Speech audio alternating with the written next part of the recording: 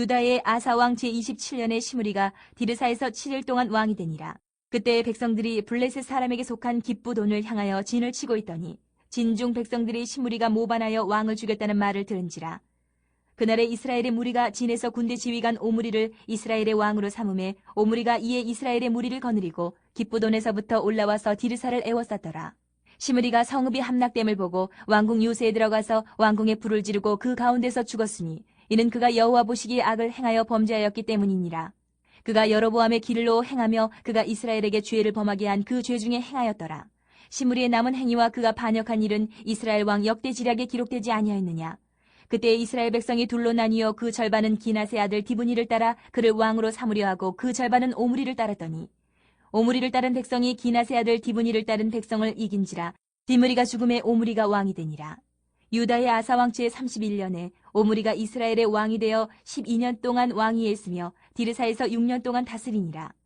그가 은 2달란트로 세멜에게서 사마리아 산을 사고 그 산 위에 성읍을 건축하고 그 건축한 성읍 이름을 그 산 주인이었던 세멜의 이름을 따라 사마리아라 일컬었더라.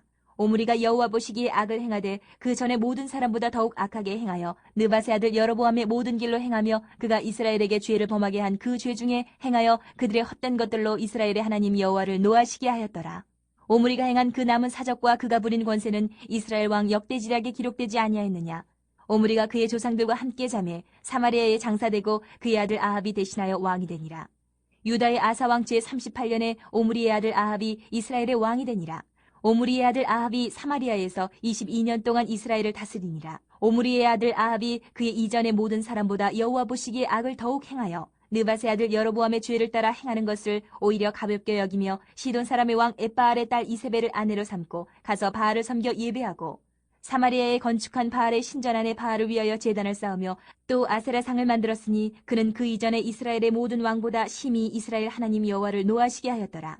그 시대에 베델 사람 히엘이 여리고를 건축하였는데 그가 그 터를 쌓을 때에 맏아들 아비람을 잃었고 그 성문을 세울 때에 막내 아들 수굽을 잃었으니 여호와께서 눈의 아들 여호수아를 통하여 하신 말씀과 같이 되었더라. 전쟁 중에도 신하의 집에서 잔치를 여는 그 방탕한 엘라 왕을 보면서 못마땅해하던 시므리가 디르사에서 엘라 왕을 죽이고 본인이 왕이 되었습니다. 그 시므리가 단 일주일 동안 왕이 되는데요. 이 7일이라도 왕으로서 있을 수 있었던 이유는 기브돈에 출정을 간 이 군인들이 엘라가 있었던 디르사로 돌아오는데 일주일이 걸렸기 때문입니다.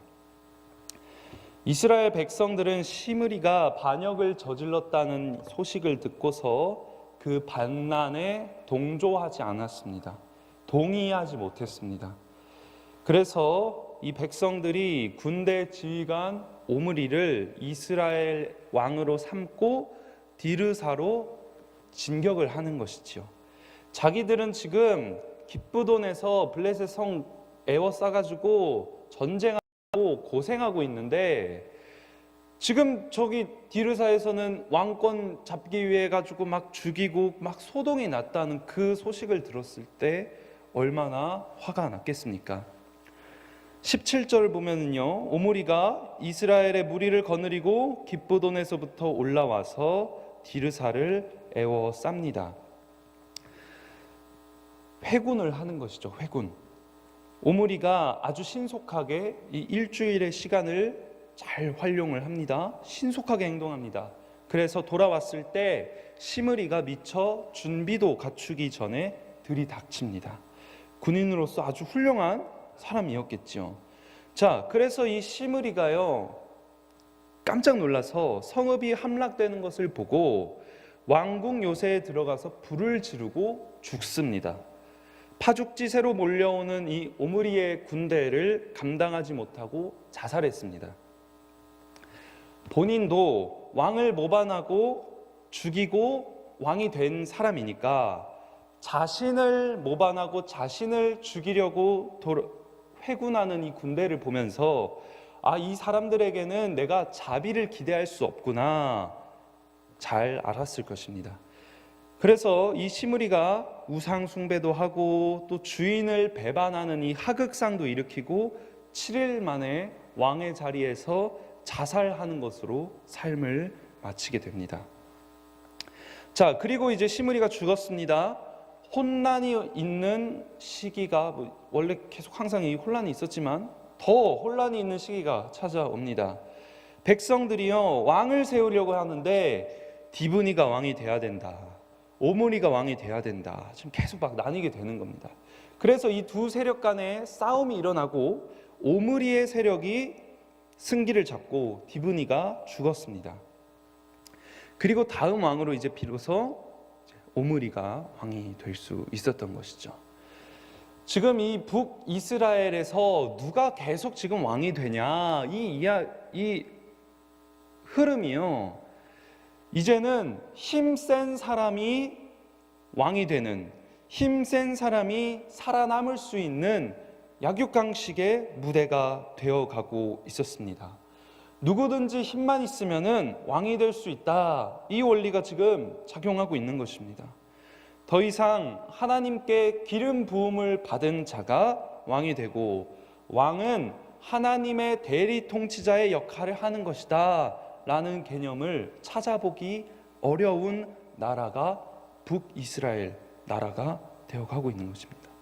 24절 보십시오. 오므리가요, 은 2달란트로 세멜에게서 사마리아 산을 사고 그 산 위에 성읍을 건축합니다.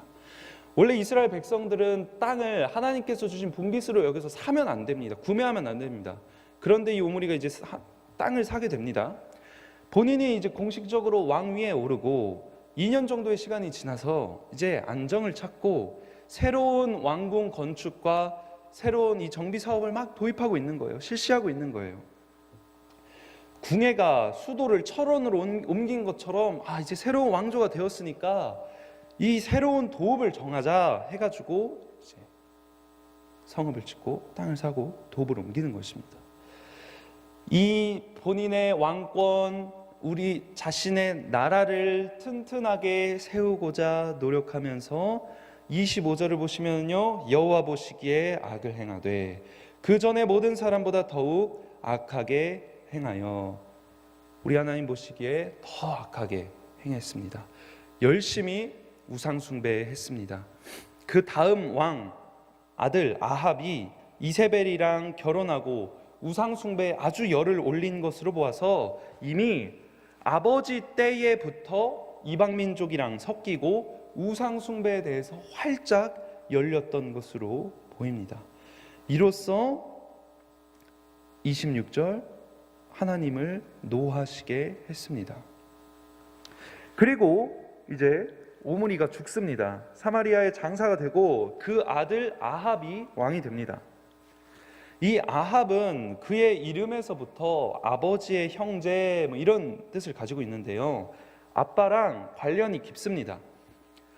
오므리랑 마찬가지로 통치적으로 봤을 때는 훌륭한 통치를 했습니다. 군사적으로, 정치적으로, 외교적으로 유능한 왕이었습니다. 아빠랑 똑 닮았습니다.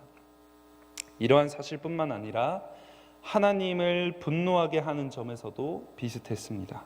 오히려 아버지 때보다 더 죄악된 삶을 살았지요.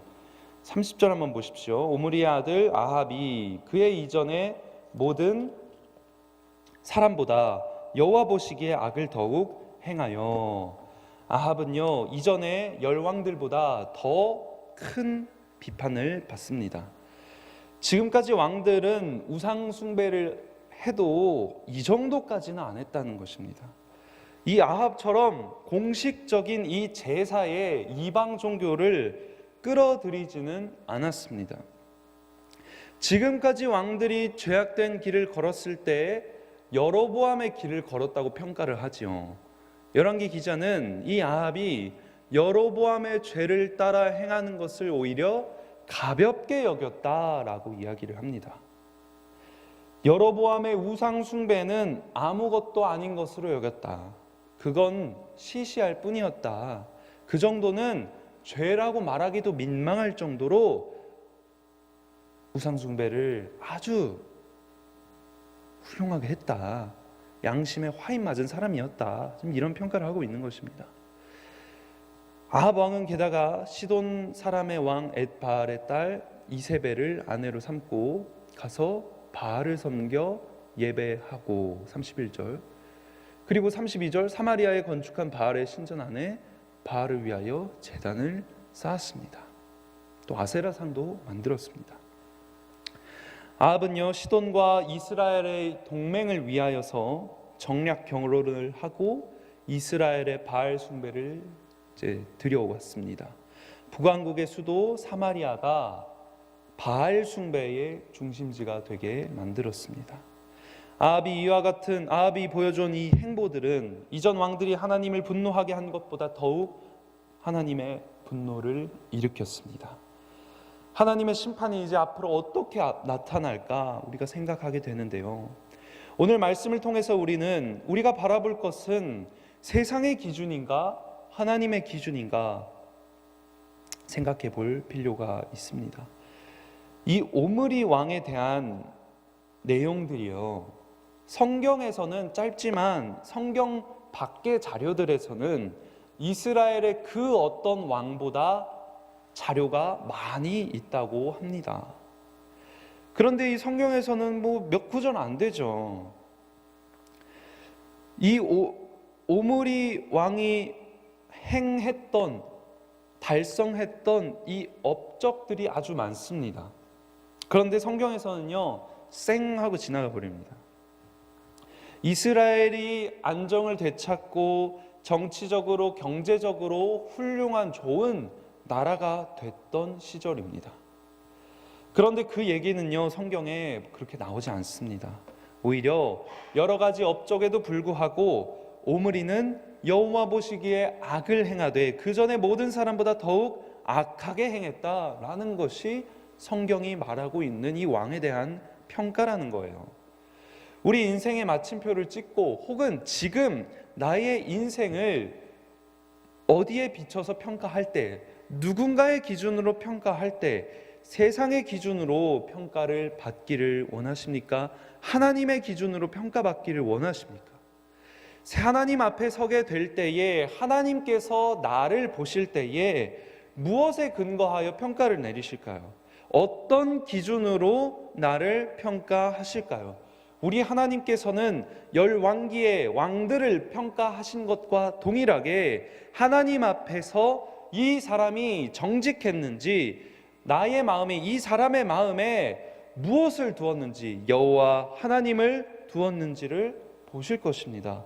이 시간 우리 기도의 자리로 나아가실 때에 주님, 내가 다른 것들은 다 몰라도 하나님 앞에서 정직하게 행하며 살게 하여 주옵소서. 하나님 내 마음에 품어서 내 마음 하나님께 두었다 평가받는 자 되게 하여 주옵소서. 이렇게 기도하시며 나아가는 우리 성도 여러분들 되시기를 소망합니다. 두 번째로요, 은혜도 한이 없지요. 그런데 죄악도 한계가 없다는 것입니다. 지금까지 왕들은 여로보암의 길을 걸으면서 악을 행했다고 비난을 받아왔습니다. 그런데 이제 아합 왕이 등장하니까 이 여로보암의 길이라는 이 지표가 더 이상 작용하지 않습니다. 이 울타리를 넘어서는 왕이 나타났습니다. 이세벨을 아내로 삼고 우상 숭배를 본격적으로 하면서 이스라엘을 하나님의 나라가 아닌 바알과 아세라의 나라로 만들어 버립니다. 사실 그 전까지는요, 이 왕들이 여로보암의 길을 걷고 우상 숭배를 하면서도 열왕기 말고 역대기를 보면은 경건스러운 말을 합니다. 여호와 하나님을 입술에 올리면서 그 왕들의 이 통치 시절에 그래도 그나마 구색을 갖추는 모습을 보여줍니다. 그런데 이제 아합은 그거를 뛰어넘는 거예요. 이 정도는 없었습니다. 지금까지 이 한계를 뛰어넘는 악한 왕이 나타난 것입니다. 이처럼 우리의 죄악도요, 지금까지 나의 어떠한 이 죄악된 모습들의 수준과 한계를 뛰어넘을 수 있습니다. 제가 이렇게 말하니까 권면하는 것 같은데, 그 어느 때보다도 우리가요, 더 우리가 생각하고 우리가 상상할 수 있는 것보다 더 추악해지고 더러워질 수 있다는 것을 명심해야 됩니다. 내 영혼이요, 아무리 제가 목사라고 해도, 또 우리가 직분을 받았다고 해도, 신앙생활 얼마나 했다고 해도 내 영혼이 깨어있지 않고 경건으로부터 조금씩 멀어진다면 그 누구보다 더 하나님을 잘 반역하고, 그 누구보다 더 하나님을 등 돌려서 우상 숭배할 수 있고, 이전보다 더 뛰어나게 그 누구보다 더 하나님을 분노하게 만들 수 있다는 존재라는 것을 우리는 꼭 기억해야 합니다. 하나님의 은혜도 한이 없고 무한하죠. 사실 우리가 받은 은혜가, 사랑이 한없는 사랑이요, 한없는 은혜 아니겠습니까? 그런데 우리 죄악의 가능성도 그에 못지 않다는 것, 물론 그 모든 것들을 다 우리 예수님의 보혈이 덮어주시지요. 그러나 우리가 아합 왕의 모습을 보면서 또 앞으로 이제 계속해서 이제 보게 되겠죠. 우리 또한 이 사람 못지않게 하나님을 분노하게 할 수 있는 사람이다, 똑같은 죄인이다 라는 것을 기억해야 합니다. 그리하여 늘 하나님 앞에 우리가 어떻게 서야 되느냐, 스스로 겸비하여 하나님 앞에 나를 낮추고 겸손한 자세로 한평생 살아가야 합니다. 다시 말하면 우리 마음에, 우리 영혼에요, 재갈을 물려야 합니다. 우리가 언제 참 이런 말해서 죄송합니다, 그 시골의 개처럼, 미친 개처럼 막 그 재갈이 풀리면은 어떤 짓을 할지 모르는 그 존재가 바로 나다라는 것을 깨닫고요, 우리 주님 앞에서 늘 자신을 낮추고 겸손한, 스스로 겸비하는 기도의 자리로 나아가서 주님 앞에 엎드려지는 우리 성도 여러분들 다 되시기를 주님의 이름으로 소망합니다.